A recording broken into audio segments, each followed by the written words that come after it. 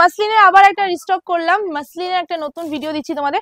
আজকে দুটো ডিজাইন দেখাবো মিক্স করে, যেই মানে যার যেই ডিজাইনটা ভালো লাগবে সেই ডিজাইনটাই বুকিং করে নেবে। প্রথমে আগে একটা কথা বলে দিই, সেটা হলো বুকিং নাম্বারই বুকিং করবে, আদারওয়াইজ কোনো নাম্বারে বুকিং করবে না। যদি করে থাকো সেখান থেকে রেসপন্স করবে না, পরে আবার বলো না যে তোমাদের আমরা শাড়ির ছবি পাঠিয়ে গেছি তোমরা কেন রিপ্লাই করো না।